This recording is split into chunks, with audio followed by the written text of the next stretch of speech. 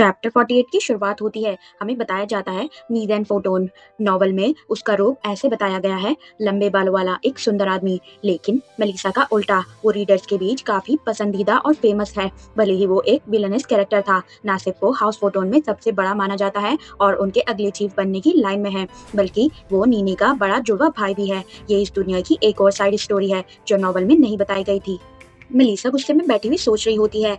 Original story में उसके कुछ ट्रेट्स पीकॉक के कैरेक्टर के डार्क साइड से मिलते जुलते हैं, लेकिन पीकॉक के ऑपोजिट, वो अपनी ट्विस्टेड पर्सनालिटी को छुपाने की कोशिश नहीं करता। कुछ रीडर्स को उसकी ये एजी साइड काफी अट्रैक्टिव लगती है। काश मैं पीछे जाकर उन बेवकूफों पर चिल्ला सकती। ये क्रीप एजी नहीं है, वो असल में शैतान है। मेलिसा वहाँ सभी लोगों से कहती है, ऐसा लगता है मिस यूरी को किडनैप कर लिया गया है। ये सुनकर जैक गुस्से से अपना हाथ टेबल पर मारता है, जिसकी वजह से वहाँ रखे हुए कप हवा में उड़ जाते हैं और चिल्लाकर कहता है, क्या? किसने? वो कमीना। मैं उसे एकदम से योना और नीने वो सारे कप कैच कर लेते हैं। मेलिसा कहती है, तुम्हारी बॉस ने, तुम क्या कर लोगे? फिर ये सुनकर तो जैक को भी पसीना आ जाता है और कहता है, क्या कहा तुमने? मीज़ेन, क्या उसे मरने का शौक है?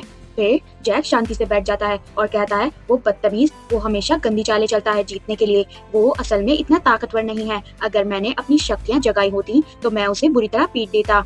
नहीं, मुझे जगाने की भी जरूरत नहीं होती। अगर मैं होश में होता तो मैं उसे मजा चखाता। ये सुनकर मेलिसा गहरी सांस लेती है और सोचती है, ये साफ दिख रहा है कि अगर जैक और मीज़ेन की अभी लड़ाई हुई होती तो कौन जीतेगा। ये बंदा तो मुझसे भी नहीं जीत सकता।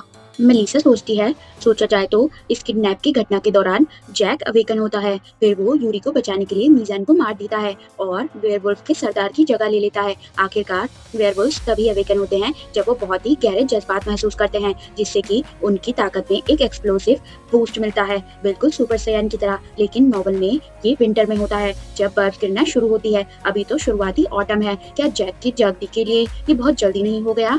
योना मेलिसा से कहती है, इसके अलावा उसने खुद आपको टॉन्ट किया है कि आप जाकर उनको खुद बचाएं। इस बात की पूरी संभावना है कि ये एक ट्रैप है। मेलिसा कहती है, मुझे पता है, लेकिन इसका मतलब ये नहीं है कि मैं बस यहाँ बैठी रहूं और कुछ न करूं। मेलिसा सोचती है, ओरिजिनल नॉवल में जैक ने जैसे ही सुना कि यूरी किडनैप हो गई है तो वो अकेला ही दुश्मन पर टूट पड़ा था, लेकिन ये मेरी जिम्मेदारी थी कि मैं उसके परिवार को अलर्ट करूं, क्योंकि ये सब हमारी एस्टेट के अंदर हुआ था। फिर योना मेलिसा से कहती है, क्या आपने हाउस एलिजाबेथ को कांटेक्ट किया है माय लेडी? मेलिसा कहती है, हाँ बिल्कुल। मेलिसा सोचती है, ये भी सच है कि यूरी का सही से ध्यान न रखने की कुछ जिम्मेदारी मेरी भी बनती है। और फिर मेलिसा सबसे कहती है, हमारे पास और कोई रास्ता नहीं है और न ही उनके पास। सॉर्सरर्स और वेयरवुल्फ स्पेक्ट्रम के दो अलग अलग एंड्स हैं। ये एक दूसरे के लिए जितने खतरनाक हैं उतने ही बेअसर भी। वैसे भी मीज़ेन बेवकूफ नहीं है, उसने जरूर ऐसे बैरियर्स बनाए होंगे जो सॉर्सरर्स को अंदर आने से रोकते होंगे। मेलिसा सबसे कहती है, इसीलिए मुझे लगता है कि अब एक्शन लेना हमारी जिम्मेदारी है। सब लोग शांति के साथ में मेलिसा की तरफ देखते हैं। मेलिसा थोड़ा ऑकवर्ड फील करती है। योना मेलिसा से कहती है, मेरा एक सवाल है। एकदम से मेलिसा बोल पड़ती है, तुम्हारी नॉर्मल सैलरी का 4 गुना, 1000 रुपए के साथ। योना अपने सर हाँ मिलाती है और थम्स अप करते हुए कहती है, अब मेरा कोई सवाल नहीं है। मेलिसा कहती है, गुड। मेलिसा अपने मन में सोचती है, सच कहूँ तो मुझे समझ नहीं आ रहा कि एक मेड योना को खतरनाक रेस्क्यू ऑपरेशन पर ले जाना सही रहेगा या नहीं, लेकिन मैं उसके हर काम में महारत को नजरअंदाज नहीं कर सकती। फिर मेलिसा जैक से कहती है, जैक तुम भी हमारे साथ आओगे, उसने तुम्हें भी इनवाइट किया है। जैक शॉक होते हुए कहता है, हाँ मेरा मतलब है, मैं तो आने ही वाला था। जैक जोर जोर से हंसता है और कहता है, मेरे अलावा मीज़ेन को और कौन पीट सकता है? मेलिसा कहती है, हाँ बस ध्यान रखना कहीं तुम ही ना पिट जाओ पुत्तू। मेलिसा सोचती है, एक पॉसिबिलिटी है कि ये सुनने से मना कर दे और एक बोझ बन जाए, लेकिन इसकी बेवकूफी के बावजूद ये फोटोन्स में दूसरे नंबर पर आता है। मुझे यकीन है कि कॉम्बैट में ये जरूर काम आएगा, एक प्लॉट आर्मर की तरह। लेकिन सबसे बड़ी प्रॉब्लम ये है कि नीने तब से ठीक नहीं लग रहा जब से उसने मीज़ेन को देखा है। मेलिसा नीने से कहती है, क्या तुम ठीक रहोगे नीने? मेलिसा सोचती है, इसका मतलब ये होगा कि वो ना सिर्फ वेयरवुल्फ्स के जंगल में वापस जा रहा है, बल्कि वो जैक के साथ टीम अप भी कर रहा होगा, जो उसका दोस्त नहीं है। उसके ऊपर से नीने ने मुझे उसकी पास्ट के बारे में जो बताया था, उसके हिसाब से मीज़ेन एक अच्छा भाई नहीं था, कम से कम इतना तो पक्का है। फिर नीने हंसता है और कहता है, मैं ठीक हूँ, मैं सोच रहा था कि मुझे कम से कम एक बार तो उस जगह वापस जाना ही होगा। फिर मेलिसा थोड़ा शॉक होती है और सोचती है, हाँ क्या वो सच में कुछ ऐसा सोच रहा है? मुझे लगा था उसे यहाँ अच्छा लगता है, शायद उसके लिए उस जंगल को भुलाना मुश्किल है जहाँ वो पैदा हुआ और बड़ा हुआ। मेलिसा क्लैप करते हुए सोचती है, नहीं मुझे पूरा यकीन है उसे वहाँ कुछ काम होगा। अभी के लिए बस ये सब सोचने का वक्त नहीं है। मेलिसा सबसे कहती है, तो अब वक्त बिल्कुल नहीं है, तो चलो रास्ते में ही अपना प्लान सोचते हैं। अभी के लिए कपड़े बदल लो और अपना सामान पैक करो। जब पास रेस्क्यू मिशन की हो तो टाइमिंग सबसे जरूरी होती है। मेलिसा अपने शूज पहनकर तैयार हो जाती है और अपनी मन में सोचती है, दुगनी फिक्र की बात है क्योंकि कोई नहीं जानता कि मीज़ेन जैसा पागल साइको किसी भी पल क्या कर बैठे। मेलिसा सोचती है, चलो चलें हमारी हीरोइन को बचाने वेयरवुल्व्स के जंगल की तरफ। अब सीन शिफ्ट होता है, हम यूरी को देखते हैं जो कि एक हेक्स के अंदर बंद थी। यूरी को कोई कह रहा था अब वो कोई हम उसे एक स्पिरिट बुलाएंगे। स्पिरिट कहती है कहानी बदल रही है। यूरी कहती है मुझे पता है। फिर स्पिरिट कहती है तुम इसे ठीक क्यों नहीं कर रही हो। यूरी कहती है क्योंकि मुझे ये ऐसे ही पसंद है।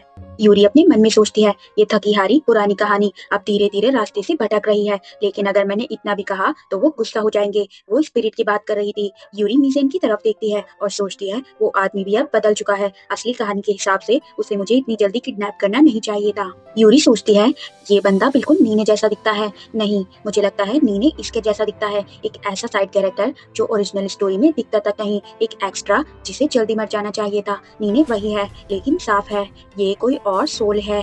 फिर स्पिरिट यूरी से कहती है कितनी अजीब बात है यूरी, तुम तो हीरोइन हो, तुम्हें पता है ना तुम्हें सारे मर्दों का दिल जीतना होगा। यूरी कहती है मैं हजारों बार पहले ही उनका प्यार जीत चुकी हूँ, मुझे उनकी जरूरत नहीं है।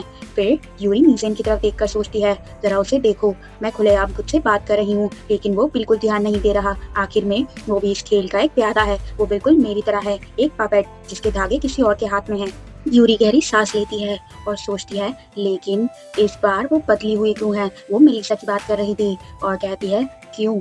फेयर्स आंखों वाली ड्यूक की बेटी, वो भी इस चेस बोर्ड का एक पीस थी, एक ऐसा पहिया जो कि इस तरह घूमता था जैसे कि इस दुनिया ने उसके लिए तय किया था। पीछे मुड़कर देखूं तो उसकी हरकतें एक बच्चे की जिद से ज्यादा और कुछ नहीं थी, लेकिन लोगों ने उसे एक विलनस का नाम दे दिया और उसे बर्बाद कर दिया। और क्राउन प्रिंस की बाहों में रहकर मैं बस देखती रही कैसे उसके डाउनफॉल ने मेरे लिए पुरानी थकी हुई हैप्पी एंडिंग का रास्ता बनाया। तो आखिर अचानक ऐसा क्या हुआ जिसने उसे बदल दिया। स्पिरिट यूरी से कहती है तुम क्या बड़बड़ाई जा रही हो यूरी एलिजाबेथ, तुम हीरोइन हो तो एक हीरोइन की तरह पेश आओ, रॉयल बॉल में जाओ, एक टी पार्टी होस्ट करो, सीधी सादी बनो और खुद को किडनैप होने दो। यूरी स्पिरिट की तरफ देखकर सोचती है ये क्या चीज है जो लगातार मेरी किस्मत मेरे कानों में विस्पर कर रही है। मैं हीरोइन हूँ, शायद ये सच नहीं है। वो इतनी बेफिक्र फ्री स्पिरिटेड कैसे हो सकती है। क्या उसे अपनी किस्मत की आवाज सुनाई नहीं देती या फिर वो बस उसे सुनने से इनकार कर देती है और अपना रास्ता खुद चुनती है। शायद, बस शायद हो सकता है कि इस बार मुझे बचाने वाला कोई और इंसान हो, कोई ऐसा जो जैक कवर्ड इन ब्लड ना हो, वो जो मुझे बचाता है। यूरी मेलिसा को इमेजिन करती है मिस यूरी क्या आप ठीक हैं, मतलब वो सोच रही थी क्या इस बार मेलिसा उसे बचाने आएगी। फिर यूरी कहती है मे बी